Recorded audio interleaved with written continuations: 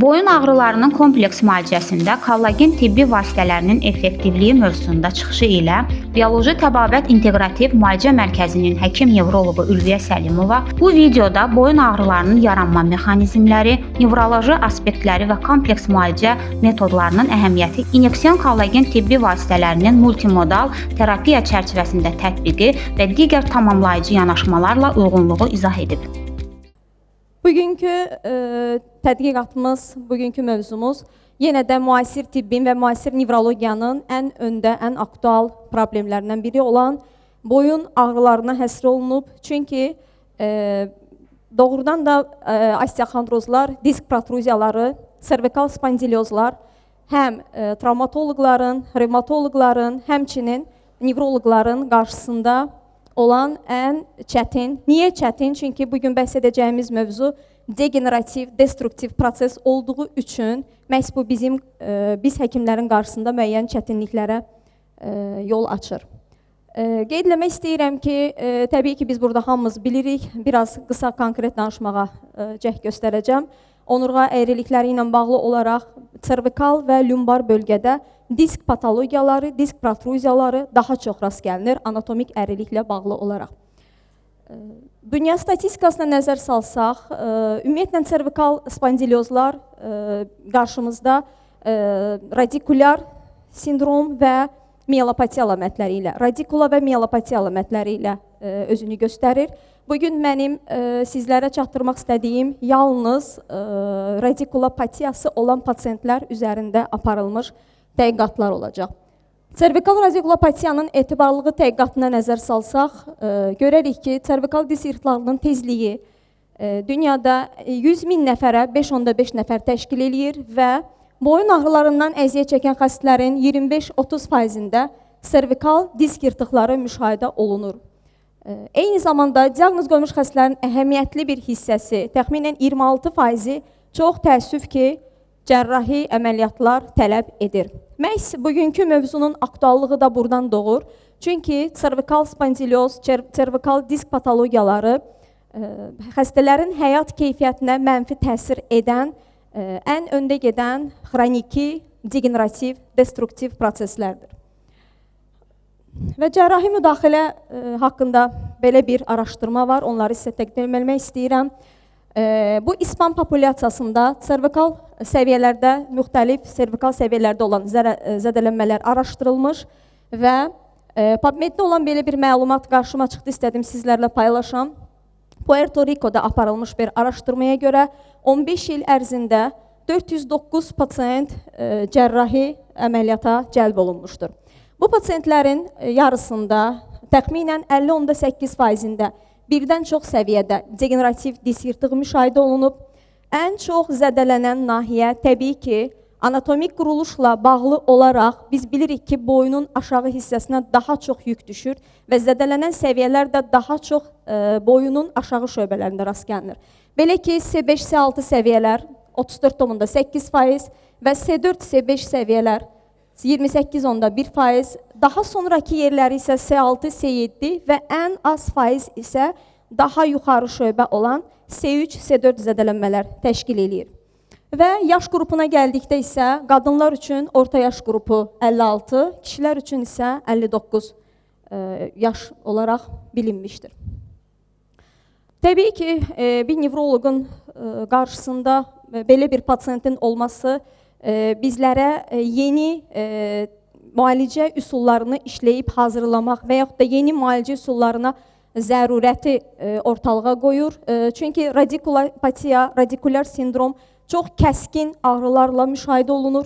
Təbii ki, əzələ gücünün zəifləməsi, həmçinin hipotrofiyanın olması, pasiyentlərdə zədələnmə səviyyəsindən asılı olaraq paresteziyanın olması, simptomların kəskinliyi və hərəkət məhdudiyyətinin yaranması, xəstələrdə sağalma müddətinin uzun olması, uzun çəkməsi və xronik fəsadların yaranma ehtimalının yüksək olması və o cümlədən də təəssüf ki, akademik müalicələrə cəlb etdiyimiz pasiyentlərdə residivlərin təkrarlanması, tez-tez qarşımıza çıxması bugünkü gün bu məsələnin aktuallığını bir daha önə çəkir.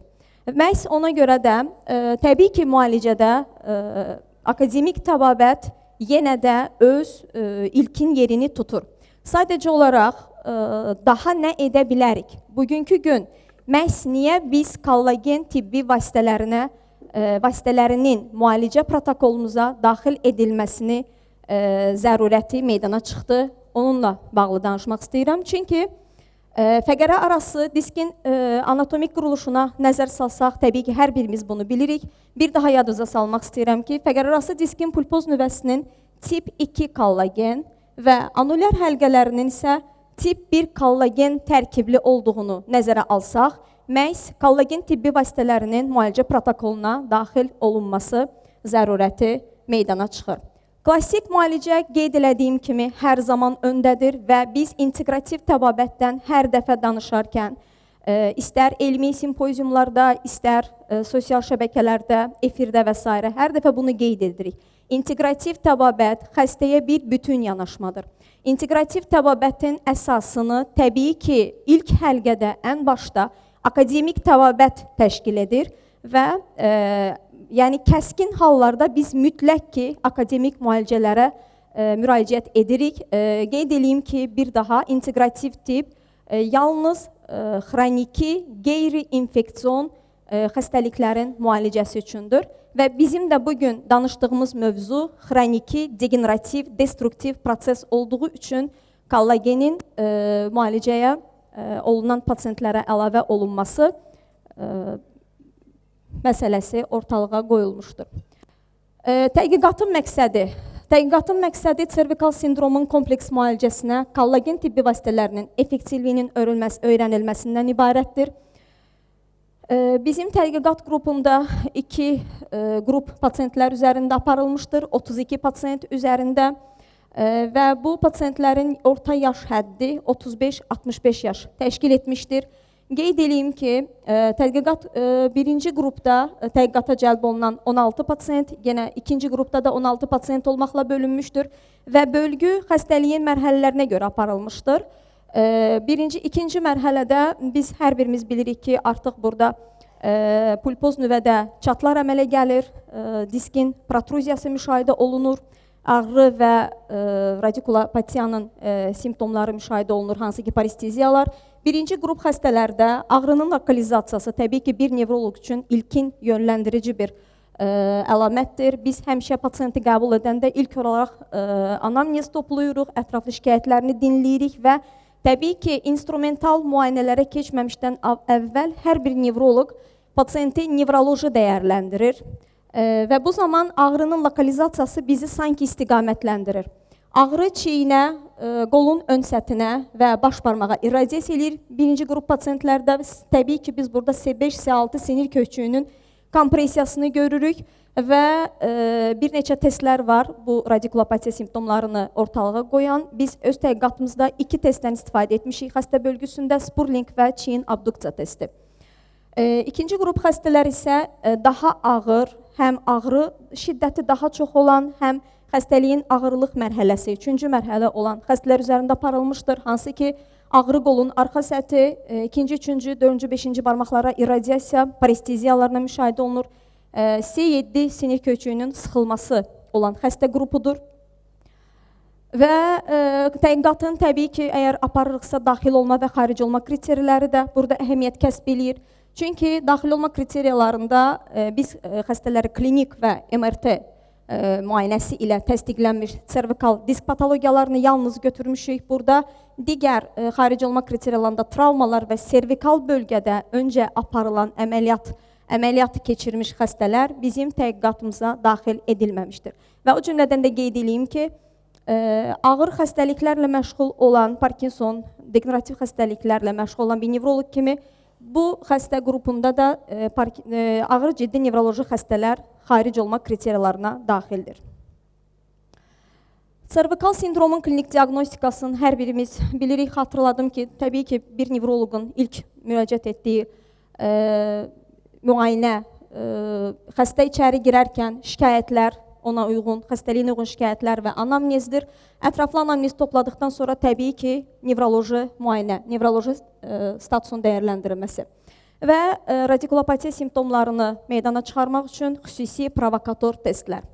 Rentgenografiya osteoxondroz degenerativ destruktiv proses olduğu üçün rentgenografiya ilk olaraq müraciət etmiş xəstələrdə seçdiyimiz ilkin müayinə metodudur. Təbii ki, biz xəstəni diaqnoz qoyanda daha maliyyəti az olan üsullardan daha bahalı üsula doğru həmişə diaqnozu təsdiqləmək üçün istifadə edirik. Rentgenografiyada ilkin olaraq osteofitlər, fəqərarası məsafənin daralması, lardozun düzləşməsi kimi simptomlar görürük və MRT müayinələri daha dərin səviyyədə toxuma zədələnməsi, sinir kompresiyası, spinal stenozu dəyərləndirmək üçün bizim üçün qızıl standartdır. Ehtiyac olarsa və təbii ki, daha dərin dəyərləndirmək üçün pasiyentlər şübhəli yırtıq stenoz üçün qızıl standart olan MRT müayinələrinə göndərilir. Burada MRT müayinələrindən nümunələr qoymuşam, hansı ki, təhqiqata cəlb olmuş xəstələrin bir neçəsinin MRT müayinəsidir. Servikal sindromun klinik diaqnostikası dediyimiz kimi bir nevroloq üçün ən öndə nevroloji statusdur. Biz xəstəni müayinə edərkən zədələnmiş nahiyənin, zədələnmiş sindromun proyeksiyasına uyğun təbii ki, nevroloji simptomatikanı görürük. Əzələ gücü, əzələ tonusunun dəyərləndirilməsi, sümük üstü vətər reflekslərinin dəyərləndirilməsi, hissiyat müayinəsinin aparılması öncəliyimizdir təbii ki, xəstəyə. Həmişə biz pasiyentlərə də deyirik ki, biz MRT-ni müalicə etmirik. Çünki hər birimiz bilirik ki, spondilyoz tam simptomsuz gedə bildiyi kimi şiddətli ağrı, paresteziya və digər nevroloji simptomatika ilə də gedə bilir. Çünki MRT və rentgenografiyada gördüyümüz hər patologiya əgər xəstənin klinik əlamətləri ilə üst-üstə düşmürsə, təbii ki, müalicəyə cəlb olunmur. Ona görə də xəstənin şikayətləri ilə instrumental müayinədə olan nəticələr qarşılaşdırılır və o zaman müalicə ehtiyacı varsa, testlər vasitəsilə xəstə yoxlanılır. Şikayətə uyğun istifadə etdiyimiz testlər Spurling testi. Spurling testini hər birimiz etməyə yəqin ki, bacarırıq. Xatırlatma etmək istəyirəm. Başı yana əyib, ağrıyan tərəfə çevirəndə və başın üzərindən yüngül təzyiq etdikdə, zədələnmiş kökçük tərəfdə, yəni foraminal bir baskıdan söhbət gedirsə, həmən tərəfdə radikulyar əlamətlər meydana çıxacaq. Ağrı, qarışqa gəzmə hissiyatı, keymə kimi şikayətlərdə artma Spurling testinin müsbət olduğunu göstərir. Digər bir test isə çiyin abduksiya testidir. Shoulder abduction relief test, Bakodi-Sainz əlaməti də gedir bu. Ağrı olan qolu əli başının arxasına qoyduqda radikulyar ağrılar azalır. Və radikulopatiyanın simptomlarını azaltdığına görə əsasən də C5-C6 köçüklərinin sıxılması zamanı bu test bizə çox köməkçi bir testdir. Təhqiqatda aparılan dəyərləndirmə iki şkala üzərindən aparılmışdır. Birinci VAS ağrı şkalası. Təhqiqat qrupunda orta dərəcədə ağrı, 4-6 bal gücündə ağrı və 7-9 bal gücündə olan ağrılı pasiyentlər təhqiqata cəlb olunmuşdur. Və ikinci şkala isə NDI dediyimiz boynun funksional hərəkətliyini ölçən bir şkaladır. Mən burada şkalanın ballarını qoymuşam. Boyun ağrısı, özünə qulluq bu daha dərin bir səviyyədə xəstələrin interpretasiyası üçün çox vacibdir.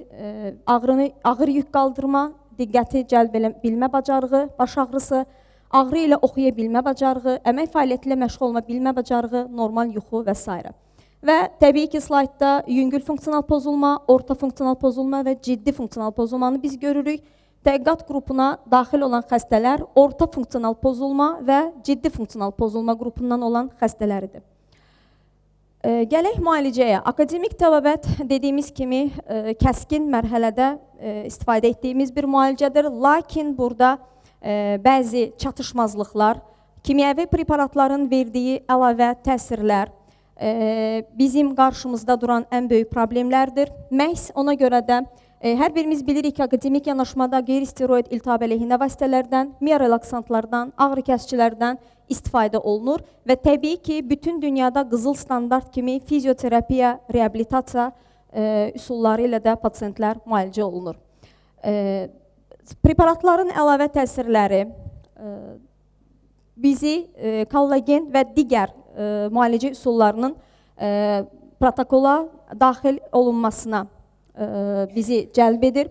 Ona görə də inteqrativ yanaşma ilə biz xəstələrimizə müalicə etmək üçün akademik müalicə və tibbi kollagen vasitələri, hansı ki bu preparatlar MD-NEC, MD-Muscle, MD-Neural və biotənzimləyici preparatlardan olan Diskus Kompozitium preparatları olub ki, bu xəstə qrupunda da fizioterapiya, reabilitasiya aparılmışdır. Mən burada akademik təbabətdə istifadə olunan preparatlarla kollagenin arasındakı fərqi nəzərinizə çatdırmaq istəyirəm ki, kollagen simptomatik təsir etmir. Kollagen prosesin əmələ gəlmə səbəblərinə qarşı, yəni degenerativ prosesin kəskinləşməsinin, ağırlaşmasının qarşısını alır. Məhz onun üçün də daha təhlükəsiz müalicə üsulları hesab olunur. Müalicəvi preparatlar hesab olunur. Birinci qrup xəstələrdə bu preparatlar akupunktur və trigger nöqtələrə yeridilmişdir. Hansı ki, daha yüngül ağrı şkalası olan xəstələr qrupu idi. Cəmi 10 prosedur olmaqla həftədə 2 dəfə MD-Neural, MD-Muscle və MD-NEC preparatları xəstələrə tətbiq olundu. İkinci qrup xəstə qrupu isə daha ağır xəstəlik mərhələsi və ağrı şkalası daha çox olan xəstə qrupu idi və belə ki, bu xəstələrdə akupunktur və trigger nöqtələrə həftədə 3 dəfə olmaqla MD-Neural, MD-Muscle, MD-NEC və üstəlik Diskus Kompozitium 10-15 prosedur olmaqla tətbiq olundu. Preparatların tərkibi barədə qısa məlumat vermək istəyirəm. Kollagenin, muscle-ın tərkibi kollagendir və kollagenlə yanaşı bu preparata dazı otu tərkibli komponentin daxil edilməsi xəstələrdə büzüşdürücü maddələr və efir yağları da var preparatın tərkibində. Spazmolitik təsir göstərir. Çünki bilirik ki, servikal sindromda əsas xəstələr şikayətlərindən biri də əzələ gərginliyidir və muscle preparatı da əzələ gərginliyini sanki təbii miyorelaksant rolu oynayaraq əzələ gərginliyin aradan götürülməsində, əzələ tonusunun yaxşılaşdırılmasında mühüm əhəmiyyətə malikdir. Digər bir preparat isə MD-NEC preparatıdır. Deyərdim ki, servikal radikulopatiya, servikal spondiliozda ümumiyyətlə ən vacib preparatdır. Çünki kollagenlə yanaşı preparatın tərkibində silisium dioksidin olması qığırdaqlarda bərpa prosesinin, yenilənmənin formalaşması üçün çox vacib bir komponentdir və qığırdağın tək bu preparatlar ağrını götürüb simptomatik təsir etmir, həm də degenerativ prosesin qarşısını alınması üçün mühüm əhəmiyyətə malikdir. Digər bir preparat nevroloqların vaz keçilməz preparatı Gunaneural-dır. Çünki Gunaneural bütün kəskin ağrı sindromlarında istifadə etdiyimiz preparatdır. Həmçinin də servikal patologiyalı pasientlərdə çox müvəffəqiyyətlə istifadə edirik. Preparat kollagenlə yanaşı kollatsintez tərkiblidir. Yəni kollatsintez də var preparatın tərkibində və elə qomeopatiyadan da bilirik ki, kollatsintez sinir ağrılarının aradan götürülməsi, sinir nevralgiyalarda çox geniş istifadə olunan bir komponentdir və kollatsintezin kollagenlə birlikdə kombinasiyası bu preparatın daha da təsirinin artmasına və daha yaxşı təsir gücünə malik olmasına şərait yaradır. Digər bir biotənzimləyici vasitə, dərman preparatı Diskus Kompozitiumdur ki, tərkibi sadalamayacağım, slaytdan da görürsünüz ki, tərkibi çox zəngindir və formasını itirmiş disklərin bərpasında Diskus Kompozitium preparatının da öz təsir mexanizmi var. Hansı ki, preparat iltihab əleyhinə, ağrı kəsici, spazmolitik, regenerasiya edici və metabolik təsirlərə malikdir. Məhz 3-cü qrup daha ağır xəstəlik mərhələsi və daha şiddətli ağrı şkalası olan pasientlərdə Diskus Kompozitium preparatı da müalicəyə əlavə olunmuşdur. Akupunktur bilən həkimlərimiz əminəm ki, bu preparatları istifadə edir. Mən də qeyd etmək istədim burada qısaca. Öd kisəsi meridianının 20-ci nöqtəsi, arxa orta meridianının 17-ci, 16-cı nöqtələri, 14-cü nöqtəsi, öd kisəsi meridianının 21-ci nöqtəsi və həkim həmişə daimi yaradıcı olmalıdır. Deyək ki, nazik bağırsaq meridianının 3-cü nöqtəsi, yoğun bağırsaq meridianının 11-ci, 4-cü nöqtələri də servikal patologiyada istifadə oluna bilən nöqtələrdir və bu preparatları həmçinin o nöqtələrə də yeritmək mümkündür. Trigger nöqtələrə inyeksiyanın vurulması daha rahat bir texnikadır. Biz pasientlərdə həm akupunktur nöqtələrə, həm trigger nöqtələrə inyeksiya etmişik. Slayddan da göründüyü kimi çıxıntılar, fəqərə cisimləri çıxıntıların arasında olan nahiyələr işarələnib və preparatları təbii ki, intradermal olaraq həmən nahiyələrə yeritmək məqsədə uyğundur. Əlavə olaraq biz hər iki prosesi də eyni bir xəstədə həm akupunktur, həm trigger nöqtəni eyni vaxtda götürə bilirik. Və alınan nəticələri nəzərinizə çatdırmaq istəyirəm. Hansı ki, birinci qrupda VAS şkalasına görə ağrı şiddəti orta rəqəm olaraq ortalama göstəricisi 5 olan xəstə qrupunda müalicədən sonra şkala 2-yə düşmüşdür. NDI boyun funksional fəaliyyətinin ölçən şkalada isə müalicədən əvvəl 22 olan rəqəm müalicədən sonra birinci qrupda 9-a düşmüşdür. İkinci qrup isə daha ağır funksional pozulma və daha çox ağrı olan pasiyent qrupudur. Burada 8 NDI ağrı VAS şkalasında 8 olan pasiyentlər 3-ə, NDI-də 31 olan rəqəm isə 18-ə düşmüşdür. Bu aparılan tədqiqat bir daha sübut edir ki, burada isə VAS və NDI göstəricilərinin faizlə nisbəti verilib. Birinci qrup və ikinci qrupda müqayisəli şəkildə. Və yekun olaraq belə nəticəyə gəlirik ki, kollagen tibbi vasitələri servikal radikulopatiyanın konservativ kompleks müalicəsinin effektivliyini artırır və tədqiqatda aparılan faiz dəyərlərini nəzərə alsaq, xəstələrdə xeyli yaxşılaşma, simptomların yaxşılaşması, ağrının azalması, bəzi pasiyentlərdə tamamilə itməsi, pasiyentlərin çoxunda paresteziya şikayətlərinin keçməsi, aparılan tədqiqatda kollagen tibbi vasitələrinin daha effektiv olduğunu qənaətinə gəlməyimizə şərait yaratmışdır. Təbii ki, bilirik ki, biz servikal patologiya illərlə davam edən, yəni orada nəticə almaq tez olmur və biz də sadəcə bir nəticəni sizə göstərə bilirəm müalicədən əvvəl və sonra. Ümid eləyirik ki, inşallah gələn konferanslarda daha çox nəticəni sizlərlə bölüşmək şansımız olar. Təşəkkür eləyirəm.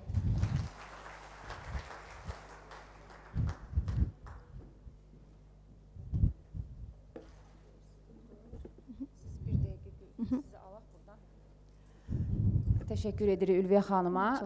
Biz gördüyünüz kimi bu müzakirələrdə onurğanın ayaq hərəkət sisteminin hər bir tərəfindən toxunulur və Ülviyə xanım da boyun nahiyəsinə toxundu və mən istəyərdim ki, Ülviyə xanım, siz bizim elə burada əyləşən həkimlərimizə göstərəsiniz, çünki bilməyənlər də var da, yəni integrativ tibbi bilmirlərsə, bir-iki nöqtə əldə olan, ən azından bu nöqtələrdən göstərin ki, hazırda ola bilər aramızda kimdəsə boyun əzələrində spazm olsun, boyun disklərində problemi olan olsun və ona bir narahatlıq yaratmış olsun, onu göstərərək praktik olaraq eləsinlər və onu aradan qaldırmış olsunlar. Təbii ki, burada göstərilməsi ən asan olan yəqin ki, yoğun bağırsaq meridianının 4-cü nöqtəsi olacaq. Hər birimiz əlimizi düz şəkildə saxlayırıq və digər əlimizi perpendikulyar olaraq keçiririk ələ və barmağımızı birinci falanqadan bükürük. Və burada barmağımızın göstərdiyi nöqtə G4, yəni yoğun bağırsağın 4-cü nöqtəsi olacaq və servikal patologiyada ən öndə olan nöqtələrdən biri də əldə olan nöqtələrdən nazik bağırsağın 3-cü nöqtəsidir ki, bu daha asan orientirovkası var. Əlimizi bükərkən axırıncı barmağın kənarında 2 xətt yaranır və bu xəttin kənarında biz əlimizlə təzyiq etsək, hər birimiz ağrılı bir nahiyənin olduğunu görəcəyik. Bu nöqtə isə servikal patologiyada çox geniş istifadə olunur və siz sözü gedən preparatları çox rahatlıqla, məsəl üçün qunanevral, çox rahatlıqla IG3 nöqtəsinə də inyeksiya edə bilərsiniz. Təbii ki, burada inyeksiyalar basıb saxlayanda da ağrıya təsir edir və VB20 nöqtəsi çox aktualdır. Bəlkə də bir çoxlarımız yerini bilirik. Təbii ki, aramızda kollegalar arasında akupunktur bilənlər var. Ənsə qabarından düz düşəndə, aşağıda burada belə deyək, çuxur var. Trapeziusun kənarıdır. Biz düşəndə o hiss eləyirik, həssas nöqtədir. Həmin nöqtələrin bir neçə dəqiqə əlimizdə iynə yoxdursa və yaxud da heç nəyimiz yoxdursa barmaqlarımız var. Çünki akupunktur nöqtələrə təsir təkcə iynələr, təkcə preparatlar vasitəsilə deyil, lazer, müxtəlif vasitələrlə təsir eləyə bilərik. Barmaqlarımız vasitəsilə nöqtəvi masaj bir müddət saat əqrəbi istiqamətində, bir müddət isə saat əqrəbin əksinə sıxılması ağrılarımızın azalmasına kömək eləyəcək. Təşəkkür edirəm Ülviyə xanım, çox sağ olun. Buyurun.